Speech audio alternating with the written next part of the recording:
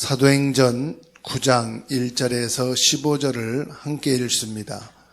사울이 주의 제자들에 대하여 여전히 위협과 살기가 등등하여 대제사장에게 가서 다메섹 여러 회당에 가져갈 공문을 청하니, 이는 만일 그 도를 따르는 사람을 만나면 남녀를 막론하고 결박하여 예루살렘으로 잡아오려 함이라.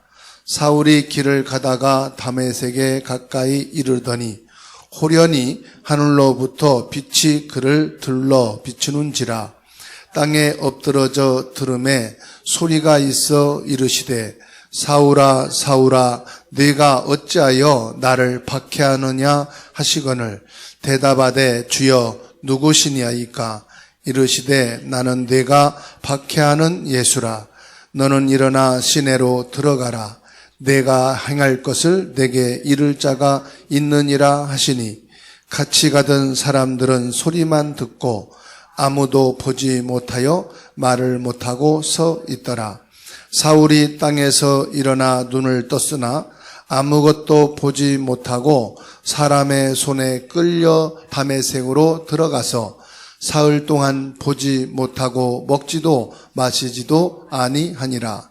그때에 다메섹에 아나니아라 하는 제자가 있더니 주께서 환상 중에 불러 이르시되 아나니아야 하시거늘, 대답하되 주여 내가 여기 있나이다 하니, 주께서 이르시되 일어나 집 가라 하는 거리로 가서 유다의 집에서 다섯 사람 사울이라 하는 사람을 찾으라. 그가 기도하는 중이니라. 그가 아나니아라 하는 사람이 들어와서 자기에게 안수하여 다시 보게 하는 것을 보았느니라 하시거늘, 아나니아가 대답하되 주여 이 사람에 대하여 내가 여러 사람에게 듣사온즉 그가 예루살렘에서 주의 성도들에게 적지 않은 해를 끼쳤다 하더이되, 여기서도 그의 이름을 부르는 모든 사람을 결박할 권한을 대제사장들에게서 받았나이다 하거늘, 주께서 이르시되 가라. 이 사람은 내 이름을 이방인과 임금들과 이스라엘 자손들에게 전하기 위하여 택한 나의 그릇이라. 아멘.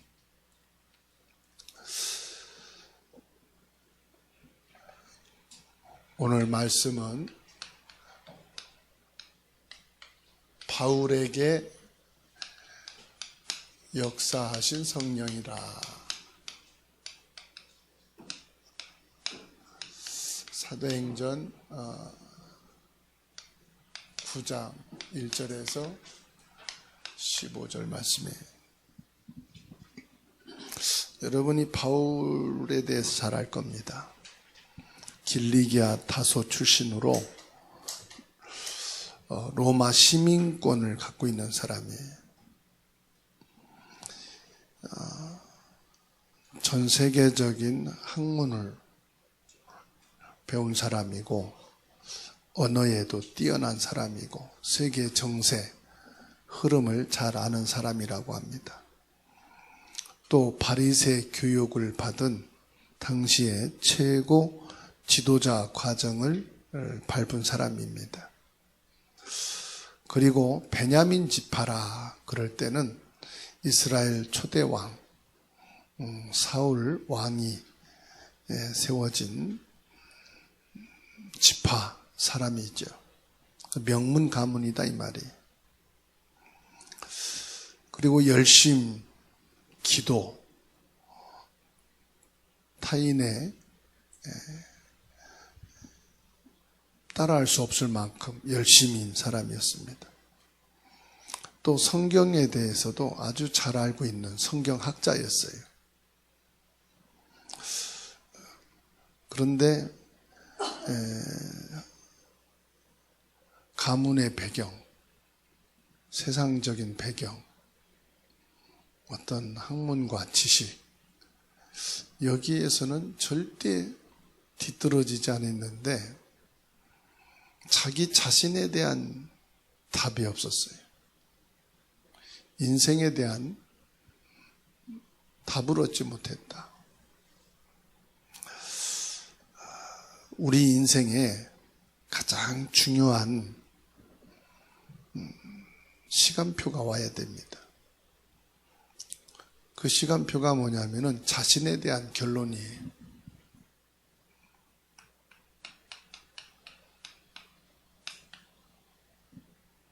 내가 누구냐?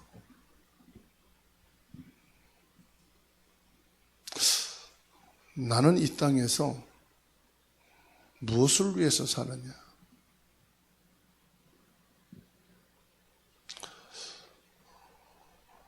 참된 인생의 삶의 의미가 무엇일까? 여러분 고민 많이 해보셨죠? 저는 중학교 다닐 때 참 고민이 많았어요. 인생이 뭐지? 태어나서 이렇게 살다가 그냥 나이 먹고 어느 날 병들고 아니면 늙어서 죽는 것이 인생이 전부인가? 인생의 허무함이 오더라고요. 인생의 참된 의미가 무엇인가에 대해서 상당히 깊은 갈등을 했어요. 그러던 중에 한 사건을 제가 만나게 됐어요. 한 30대 되는 젊은 사람인데 질병으로 죽게 됐어요. 근데 그 부모도 가족도 장례식에 아무도 참여를 안 하는, 누군지도 몰라요. 그래서 교회에서 이분의 장례식을 치르게 됐습니다. 벌써 한 40년 전 일이니까 교회에서 장례식을 치르는데 뭐 큰 경비가 없잖아요. 그래서 그냥 가마떼기로 술들들 말아서 그냥 뒷산에 이렇게 장례식을 치렀단 말이에요. 말이 장례지 장례식도 아니에요. 참 그런 과정을 보면서 인생에 대한 허무함도 아니고 회의감이 딱 들더라고요. 그리고 또 한 사건이 일어났는데 무슨 일인지 모르겠어요. 몸에 그 휘발유를 뿌리고 막 자살을 시도하는 사람을 목격하게 됐어요. 그 사건을 목격하고 나니까 막 인생이 두려운 거예요. 무섭기도 하고 인생이 뭐지? 그러다가 참된 인생의 의미, 가치 있는 삶이 뭘까? 그걸 조금 생각하게 됐어요. 그러다가 내가 진짜 예수를 믿고 예수님을 위해서 살아야겠다. 그때 사실은 제가 목회에 대한 마음을 먹게 됐어요. 이 바울 사도가 세상적으로, 가문으로, 개인적으로는 최고의 엘리트 코스를 밟은 사람인데 자기 인생에 답을 얻지 못했어요. 그러다가 이 예수 그리스도를 만나게 된 거예요. 사람이 어떤 계기를 통해서 교회를 찾을 수 있잖아요. 사람에 의해서 어떤 사건이나 문제 때문에 그게 계기가 돼서 교회를 나갈 수 있잖아요. 사람은 출세하려고, 돈 벌려고, 성공해 보려고 열심히 사느라고 뭘 놓치느냐? 이걸 놓치잖아요. 돈이 없으니까 돈이 전부고, 자기의 목적이 있으니까 배움을 위해서 열심히 하고, 자기 위치를 보니까 성공해야 되겠으니까 힘이 있어야 어디든지 사람들이 인정을 하고 일을 하고 살아가는데 편하니까 성공하려고 막 노력하잖아요. 그러다가 어느 날 깨닫는 거죠. 이게 인생인가? 라고 할 때는 어마어마한 허무함과 절망감이 딱 느끼죠. 그 시간표가 사람에게는 꼭 필요합니다. 물론 거기에서 무너져 가지고 막 술을 먹다가 알코올 중독자 된 사람도 봤어요. 거기에서 도박에 빠져가지고 인생을 완전히 망가뜨리는 것도 봤어요. 다른 쪽으로 사람이 가다 보면은 무너지게 되겠죠. 그런데 자신에 대한 답을 뭘 통해서 얻어야 되겠어요? 많은 종교도 있습니다. 가르침도 있습니다. 깨달음도 있습니다. 그런데 인간이 어디서 왔느냐? 우리가 성경을 통해서 보게 되면은 우리 인간은 하나님에게서 왔기 때문에 가장 정상적인 답을 얻는 길은 성경에서 찾아야 돼요. 성경에서 찾아야 되는데 그것이 뭐냐? 인간이 하나님의 형상으로 지음받았고 영적인 데서부터 시작했다. 그렇다면은 하나님이 주신 말씀, 성경을 통해서 그 답을 찾으려고 할 때 이게 나오는 거예요. 예수님이. 여러분, 이게 신앙의 시작입니다. 교회를 나간 게 신앙의 시작이 아니고요. 예배를 드리고 종교 생활한 것이 신앙의 시작이 아니고요. 성경을 통해서 자신에 대한 근본 출발점을 찾고 그 답을 여기서 찾아질 때 그게 바로 신앙의 시작이에요. 사람이 전도한다고 하는데 전도의 시작도 사실은 여기서 나오는 거예요. 교회 생활의 시작도 마찬가지입니다.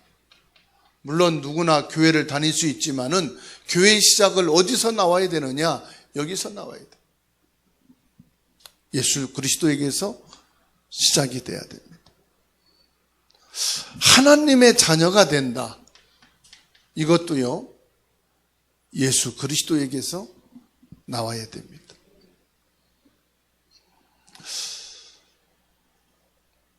바울이 그리스도의 영광의 빛 앞에 무릎을 꿇게 됐어요.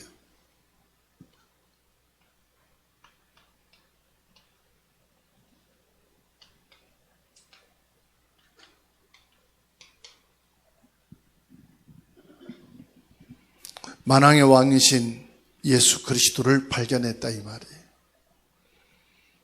내 인생의 최대의 위기, 갈등, 그 허무함 속에서 답을 찾다가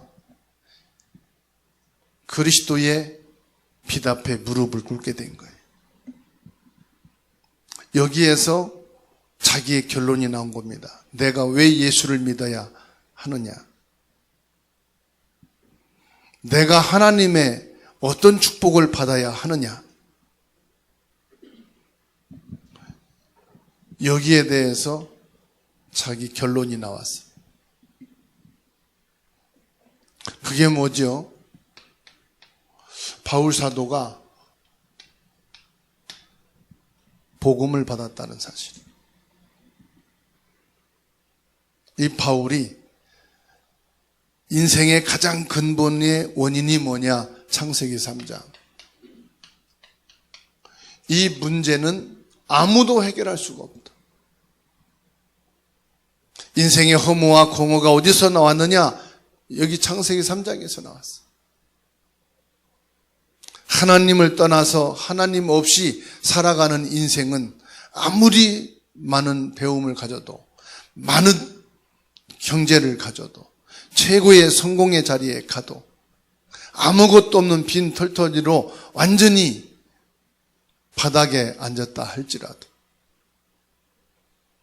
인생의 근본은 뭐냐? 이겁니다.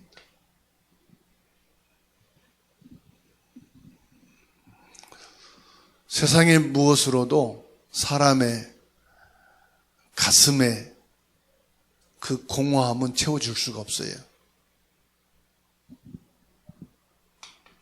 내 영혼의 빈 곳을 채울 수 있는 것은 아무것도 없어요. 사람들이 비어있는 이 마음을 채우려고 얼마나 많은 열심을 갖고 노력을 하고 전쟁을 일으키고 수많은 사람을 죽음에 몰아놓으면서도요, 이게 안 채워지는 거예요. 저 우크라이나 러시아 전쟁이 첨단 무기를 쏘아대서 많은 가정이 파괴되고 많은 사람들이 죽어가는데 자기는 회의석상에서 몇 천만 원짜리, 몇 억 원짜리 외투를 거치고 시계를 차고 자가용을 타고 어마어마한 집무실에서 폼 잡고 일을 하지만 그 빈 마음은 채워줄 수가 없어요. 전혀 양심에 가책도 없어요. 나의 부모, 나의 형제, 나의 자녀가 죽어간다면 과연 어떨까요? 다른 나라의 일이니까 나와 상관이 없다는 그런 생각.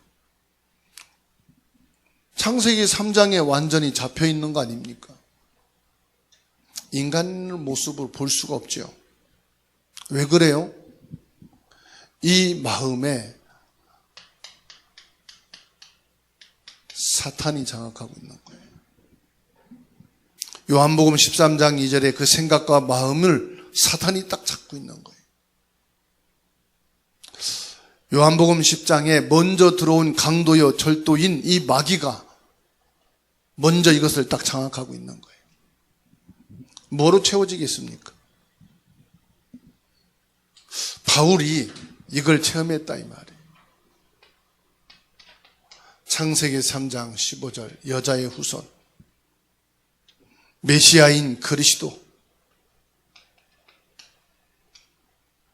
그리스도가 아니면은 이 공허한 마음, 이 빈 마음을 치유할 수가 없고 채울 수가 없다. 하나님이 바울 사도를 부르신 목적이 뭡니까? 15절 말씀 나오죠. 내 이름을 이방인과 임금들과 이스라엘 자손들에게 전하기 위하여 택한 나의 그릇이라. 이방인과 임금들과 모든 사람들이 지금요 이 상태에 있단 말이에요. 최고의 높은 자리에 가 있어도 채워지질 않아요. 천하를 가지고 있어도 그거 만족이 안 되는 거예요. 하나님께서 지금 가장 필요로 하시는 것이 뭔가? 한번 보세요. 하나님이 나에게 가장 필요로 한 것이 뭔가? 하나님께서 지금 내게 원하신다면 뭘 원하시느냐? 오늘 교동문에 말씀했죠. 하나님이 양고기가 먹고 싶으냐? 하나님이 지금 양피를 마시냐? 하나님은 양고기를 먹고 피를 마시는 분이 아니다. 하나님은 너희 그 번제 자체를 원하시는 거다. 즉 뭡니까? 그 번제의 주인공이신 예수 그리스도 안에 있는 너희를 원한다 이 말이에요. 그리스도를 만나고 인생의 답이 나오는 것. 이게요, 하나님이 우리에게 원하시는 거예요. 특별한 거, 대단한 것을 원하는 게 아니에요. 여러분, 예수 그리스도가 진짜 내 인생의 답이 되는가? 나의 공허하고 빈 마음을 채울 수 있는 유일한 길이 그리스도가 맞는가? 하나님 앞에서 확인하고 고백하셔야 돼요. 이런 바울에게 성령이 역사했습니다. 여러분, 성령의 역사는요, 기도해야 하는 게 아니에요. 열심 내야 되는 게 아니에요. 잘 믿어야 되는 게 아니에요. 복음이 정확하면 성령이 역사합니다. 사도행전 9장 1절에서 15절 다메섹이죠. 다메섹에 성령이 역사했다.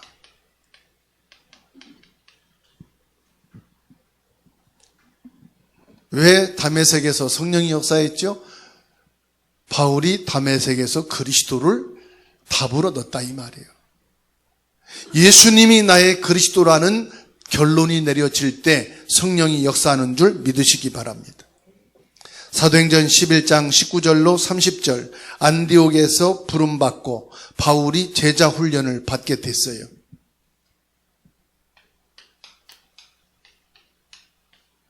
안디옥에 성령이 역사했습니다.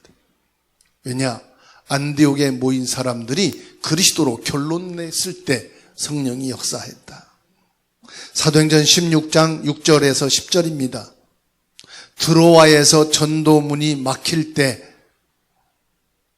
마게도냐 전도문이 열렸습니다.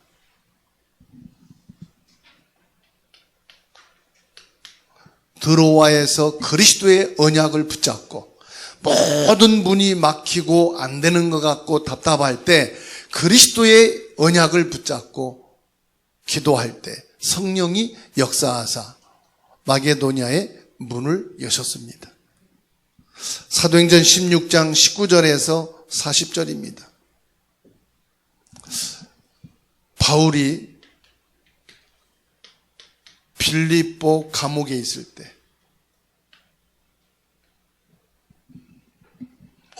오직 예수 그리스도의 이름을 붙잡고 집중하여 기도하는데 성령이 역사하사 옥문을 여셨어요. 성령의 역사는 간단합니다. 예수 그리스도 그 복음, 예수 그리스도 그 이름을 붙잡고 집중할 때, 기도할 때 그 이름 앞에 성령이 역사하셨다. 사도행전 19장 1절에서 7절입니다. 두란노지요.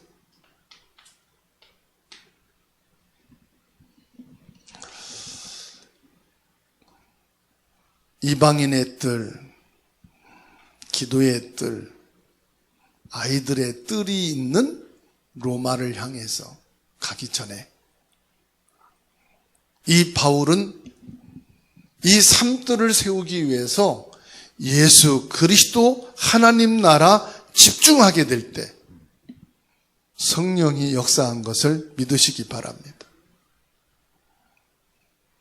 여러분, 성령 충만하고 성령이 역사하게 되면은요, 여러분에게 모든 막힌 문이 열립니다. 모든 응답의 문이 열립니다. 말씀이 성취되고 현장 제자가 세워지고 현장이 변화가 되고 제자들이 일어나고 전도 선교문이 열리고 증인으로 세워지는 줄 믿으시기 바랍니다. 바울이 다메섹에서 예수 그리스도를 만났어요. 예수 그리스도를 만났을 때 모든 문제 끝이에요.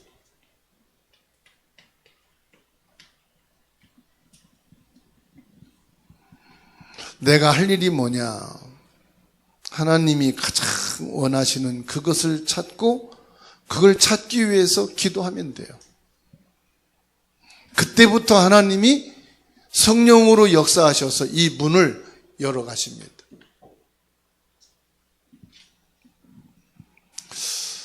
바울이 평생 자기 기도 발견했어요. 바울의 평생의 기도, 사람을 살리고 영적 답을 주는 자 되기를 위해서 기도했습니다. 여러분, 아무리 일이 작은 거든 여러분의 일이 소중하든 내 직업이, 내 지식이, 내가 하는 일이 사람을 살린다. 그거보다 가치 있는 게 없어요. 그리고 얼마나 많은 사람들이 방황합니까? 길을 찾지 못해서. 인생의 답을 얻지 못해서. 지금도 숨어서 눈물을 흘리고 고통스러워하고 상처에 씨름하는 사람들이 너무 많습니다. 이런 사람들에게 내가 답을 준다? 그 자체가 축복이에요. 하나님께서는 바울이 배운 것도 많지만 지위, 힘도 있었지만 자기 자신에게 없는 게 더 많아요. 뭐가 없었느냐? 참된 행복이 없었어. 이런 바울에게 하나님께서 사람을 살리고 답을 주는 사람으로 탁 세우셨어요. 자신에 대한 참 행복을 찾은 거예요. 여러분이 참된 행복을 찾는다면 이거보다 귀한 것은 없는 줄로 믿습니다. 하나님이 정말로 계시다. 내가 믿는 하나님이 정말로 계시다. 이게 여러분들에게 확인이 되어질 때 행복하죠. 아, 부모님이 나를 이렇게 사랑하고 계시네? 이게 믿어질 때 행복하죠. 반대로 부모가 그렇게 잘해주는데도 부모님은 날 사랑하지 않아. 부모님은 나를 사랑하지 않아. 저것은 나를 사랑하지 않는데 사랑하는 척 하는 거야. 그런다면 그 아이는 불행한 거예요. 그렇죠? 아, 부모님은 나를 사랑해서 혼내는 거야. 부모님은 나를 사랑해서 나를 지금 바르게 하라고 하시는 거야. 이렇게 깨닫는다면 그 아이는 혼나면서도 행복하죠. 근데 아무리 잘해주는데도 부모님은 나를 안 사랑해. 그런다면 그 아이는 병든 거예요. 하나님이 정말로 살아계시고 살아계신 하나님이 나와 함께 계신다. 이것이 내게 확인되는 날 최고로 행복한 거예요. 다윗이 참된 행복을 찾은 겁니다. 전도는요, 그냥 하는 게 전도가 아니에요. 예수 믿어봐. 우리 교회 한번 같이 가자. 그게 전도가 아니에요. 내가 사람을 살리고 사람에게 답을 줄 수 있을 만큼 내 인생에 참된 행복이 있는 그게 전도예요. 내가 참 행복이다. 증인 아닙니까? 그래서 중도요, 전도하는 걸 봤어요. 나는 너무 좋대요. 무당도 전도해요. 그렇죠? 이단에 빠진 사이비 단체에 있으면서도 막 전도해요. 그 사람은요, 거기에서 답을 얻은 거예요. 틀렸지만.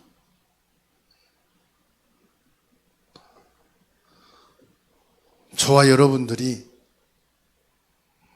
참된 것으로 답을 얻고 가장 가치 있는 것으로 행복할 때, 그것이 남을 해치고 해롭게 하는 게 아니고 부담을 주고 남에게 어려움을 주는 게 아니라 그 사람을 살리는 것이고 그 사람을 답을 주는 것이라면 그게 얼마나 행복한가. 바울은 바리새인으로 율법 때문에 고생을 많이 했습니다. 그런 바울을 하나님께서 이렇게 세우셨어요.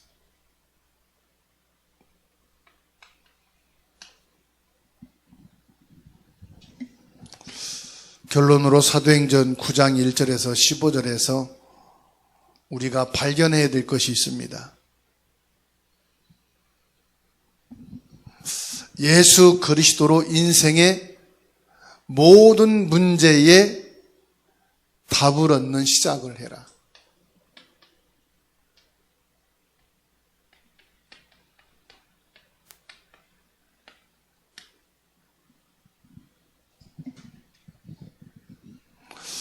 여러분, 진짜 예수 그리스도로 답을 얻게 되면 문제가요, 문제가 아니고 기회가 될 거예요.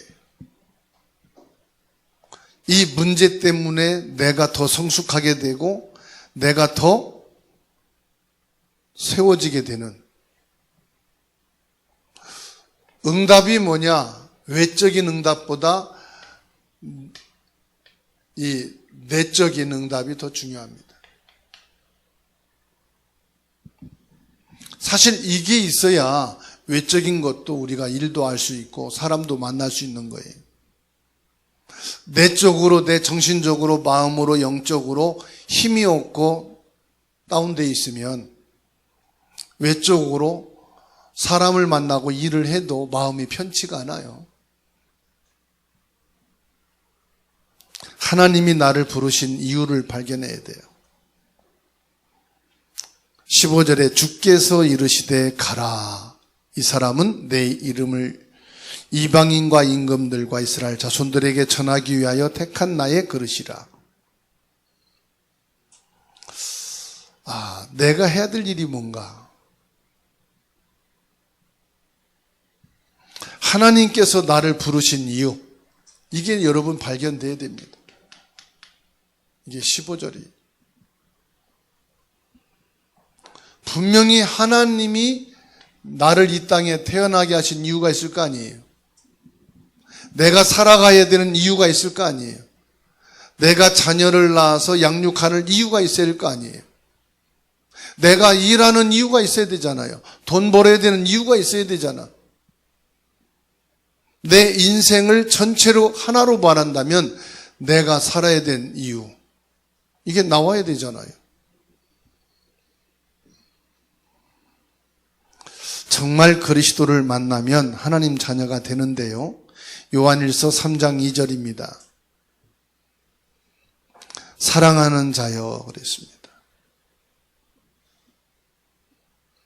우리가 지금은 하나님의 자녀라 장래에 어떻게 될는지 아직 나타나지 아니었으나 그가 나타나시면 우리가 그와 같을 줄을 아는 것은 그의 참모습 그대로 볼 것이기 때문이라 그랬어요. 하나님이요, 우리를 사랑하신다 그렇습니다. 하나님은 우리에게 뭘 일을 시키고 뭐를 하기 위해서 부르신 게 아니고요, 사랑한다 말씀하시죠. 마가복음 3장 13절로 15절입니다. 하나님은 내가 불신자로 있는 데서 나를 택하여 부르셨다고 말씀하시니, 그리고 말씀하기를 내가 너와 함께함이라. 함께하기 위해서 부르셨다 그랬어요. 기도를 많이 한다고 되는 게 아닙니다. 하나님이 꼭 원하시는 것을 기도하면 됩니다. 하나님이 원하지 않는 내 욕심, 내 목적만 두고 막 기도한다. 하나님하고는 방향이 안 맞는 거잖아요. 부모님께 효도는 내가 열심히 효도한다고 효도가 아니잖아요. 부모 마음이 기뻐하는 것을 하는 것이 효도잖아요. 그렇죠? 진수 만찬을 차려놓고 부모님을 초대해 놓고 형제들끼리 막 싸워. 그게 잔치고 효도입니까? 그러고 말하면 부모님 생신날 우리가 만찬을 차려드렸다. 그러면 됐지 뭐. 그게 효도냐 이 말이에요. 차려놓고 막 서로 싸우는데. 부모에게 참된 효도는 뭐지요? 형제들하고 화목하고 잘 지내는 게 효도 아닙니까? 그죠? 또 어떤 사람들은 형제들끼리 화목하고 잘 사는 게 효도니까 부모님 뭐 일이 있어도 우리끼리 그냥 어디 놀러 갔다 올게요. 그냥 라면 끓이고 계세요. 사람들은 극과 극으로 생각을 해. 무슨 말이냐? 자기 기분대로 생각한다. 성경에 말씀하고 있잖아요. 하나님이 교회에 정말로 원하시는 게 뭡니까? 그것을 발견하고 기도하는 것이 참된 기도예요. 우리가 막 힘 모아서 열심히 막 교회를 세우고 부흥시키고 그게 원하는 게 아니고 진짜 하나님이 원하는 것, 그거 찾아서 그거 놓고 기도하는 거잖아요. 그렇죠? 하나님이 내게 진짜로 원하시는 내용이 뭐냐? 예수님이 할 일이 없어서 십자가에 못 박혀 죽으신 것이 아니고 나라는 사람을 구원하기 위해서 십자가를 지셨다. 신앙생활의 시작은 열심히 교회 다니고 예배 참석하는 것이 아니라 예수 그리스도를 나의 예수 그리스도로 발견하는 것이 신앙의 시작이다. 저와 여러분들은 전도자가 아니에요. 예수 그리스도의 증인이에요. 그거를 전도자라고 하는 거예요. 나는 전도자야. 나는 전도할 사람이야. 틀린 겁니다. 예수 그리스도의 증인을 가리켜 전도자라고 해요. 어떤 분은 밖에 나가서 전도 안 하면 막 불안하고 어디든지 가면 막 전도해야 돼. 왜 전도합니까? 주님이 원하시는 거라는 거예요. 사람들에게 막 복음을 전합니다. 조금만 있으면 붙잡고 막 복음 전합니다. 도망가도 막 쫓아가서 붙잡고 복음 말합니다. 옆에서 볼 때, 야, 사명자나. 목사님 교회 사명자 있네. 근데 뭔 안 되느냐? 그리스도의 증인은 안 되는 거죠. 전도자가 아니고 저와 여러분들은 그리스도의 증인이 되셔야 돼요. 바울이요, 그리스도 만나게 되니까 성령이 역사하고요, 그리스도의 증인이 되니까 성령이 역사하십니다. 가는 곳마다 성령이 역사하니까 만나는 사람들이 살아나고 변화되는 역사가 일어나고 제자로 세워지는 거예요. 지금도 성령은 역사하셔서 우리로 하여금 그리스도로 치유되고 그리스도로 답을 얻고 그리스도의 증인으로 살아가게 하십니다. 그러니까 정말로 저와 여러분들이 이 예수 그리스도의 증인으로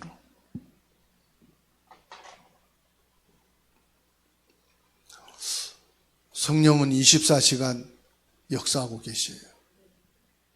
여러분이 가는 길에 만남에 일하는 현장에 성령께서는 눈에 보이지 않게 보혜사 성령으로 역사하고 계셔요. 그것이 나에게 체험되는 것이 뭐냐?